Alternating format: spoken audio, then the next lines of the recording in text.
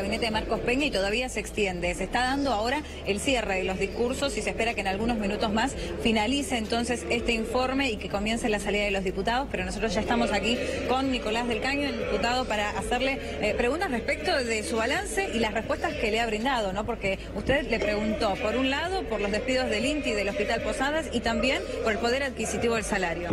Sí, bueno, en principio la conclusión es que el informe del jefe de gabinete fue muy similar a lo que escuchamos de Mauricio Macri el 1 de marzo, es decir, un país de fantasía parecía, ¿no? Muy alejado de la vida, de la realidad de millones de trabajadores, de millones de personas que fueron directamente robadas con lo que significó la reforma previsional. Entonces, los jubilados, quienes perciben la asignación universal por hijo. Entonces, verdaderamente cuando escuchamos los números, no tenemos la misma percepción nosotros ni millones de personas, ¿no? De sectores populares sobre todo, que perciben los tarifazos, sufren los despidos, como vos decías. Nosotros le consultamos alrededor de los despidos que hay en el Hospital Posadas, en el INTI. No, la respuesta no fue satisfactoria, por supuesto. Tampoco sobre los 2.700 familias que están hoy dependiendo de Ferrobaires. Les llegaron 600 telegramas de despido.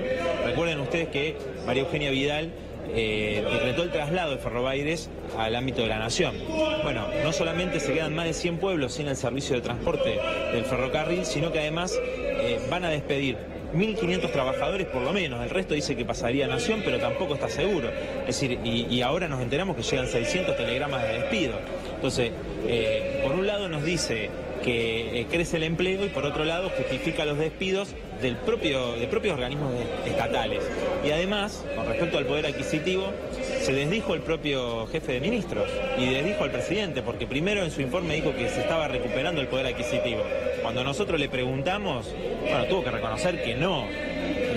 Y además no nos contestó qué sucede con su política de parte del gobierno, con los sindicalistas aliados, con la burocracia sindical, de poner topes del 15% a las paritarias, otorgando aumentos en 3 cuotas o el 5% directamente, como sucedió en Jujuy con el gobierno de Gerardo Morales de Cambiemos. Entonces, tampoco obtuvimos respuesta sobre si él considera que el 15% va a hacer que se mantenga el poder adquisitivo del salario, cuando el Banco Central estipula ya en un 20% y todas las consultoras dicen que va a ser mayor al 25%, ¿no? Luciana, te está escuchando el diputado del Caño.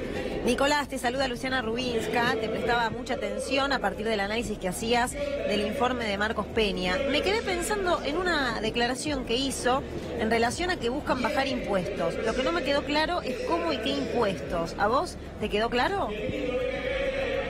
No, mira, solamente te puedo decir que a los que le han bajado ha sido a las grandes patronales agrarias, a las mineras, a ellos le quitaron retenciones, se le ha bajado impuestos a los empresarios con la reforma tributaria que se votó aquí en este Congreso en diciembre pasado, recordarán ustedes, también junto con la reforma previsional. A ellos le han bajado impuestos. Digo, mientras tanto, creo que está a la vista que los tarifazos son los que, de los servicios públicos, son los que paga la mayoría del pueblo trabajador y las ganancias se las llevan ellos.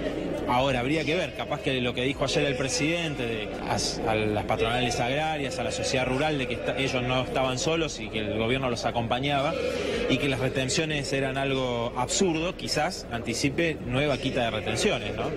¿Y cuál es tu análisis valga la redundancia, que hacías sobre la inflación, de que había bajado año tras año? Bueno, lo considero una burla verdaderamente, ¿no? Por eso el propio jefe de gabinete, ante nuestra pregunta, tuvo que reconocer que en realidad no hubo recuperación del poder adquisitivo del salario, que fue lo que él dijo al comienzo y que también escuchamos decir a Mauricio Macri, ¿no? Sino que dijo que lentamente se está recuperando. Bueno, es falso. El análisis es completamente falso, porque decir que del 41% bajó al 25% el año pasado y que este año va a ser del 15% es una burla que, a ver, ellos mismos, horas después, 5 minutos después de que se había aprobado un presupuesto en este Congreso, que por supuesto nosotros rechazamos, con una pauta del 10% de inflación, a los 5 minutos hicieron una conferencia de prensa y dijeron que no, que era del 15%. El Banco Central ya estipuló que va a ser alrededor del 20%. El Banco Central. Y todos dicen que va a ser el 25%. Pero, ¿cómo puede ser que los trabajadores se le diga que van a mantener su poder adquisitivo, o a los jubilados diciéndole que con la nueva cálculo de movilidad se va a mantener, van a mantener poder adquisitivo, cuando en realidad con el cálculo anterior iban a tener más dinero en su bolsillo. Nicolás, esa es una estafa permanente que hace Cambiemos. Sí. Nicolás, te saluda Julia Estrada. Te quiero preguntar por el empleo, porque efectivamente para el gobierno hay reactivación de los salarios, la inflación está bajando y también se menciona que hay una recuperación del empleo, y hemos mencionado con vos muchas veces el hecho de que hay una gran cantidad de monotributistas en realidad, que son el factor de creación, y por ejemplo la industria está en franca caída. ¿Qué análisis haces de esta presencia de este tema en el discurso de Marcos Peña? Bueno, mirá, lo que escuchamos de Marcos Peña es lo que siempre en las últimas semanas, en los últimos días, venimos escuchando de los funcionarios del gobierno. Repetir que hay creación de empleo cuando en realidad la gran mayoría pertenece al monotributo social, y se ha perdido muchísimos puestos de trabajo. En los últimos meses han perdido miles y miles de puestos de trabajo, y muchos de ellos responden a propios organismos del Estado. A ver, que despidan 500 trabajadores mineros de Río Turbio es una responsabilidad de este gobierno.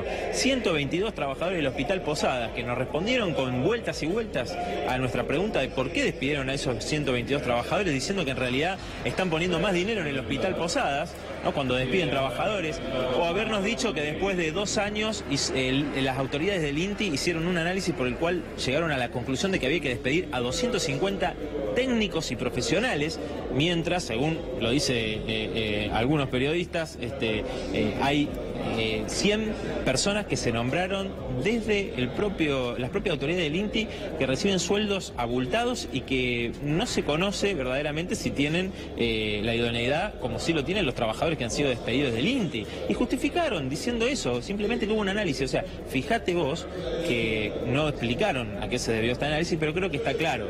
La política del gobierno es avanzar en ajuste, en despedir trabajadores en distintos lugares. Negaron permanentemente que haya un desguace de, por ejemplo, el Hospital Posadas o el INTI, o que exista un intento de avanzar en contra de los mineros de Río Turbio, cuando es la realidad de lo que está sucediendo. Nicolás, o en muchas el ingenio de La gracias. Esperanza de Jujuy. Muchas gracias por tu testimonio, gracias a ustedes. clara tu exposición. Como siempre, muchas gracias, Agustina Rivas. Vamos a regresar, por supuesto, al Congreso para seguir escuchando otras voces.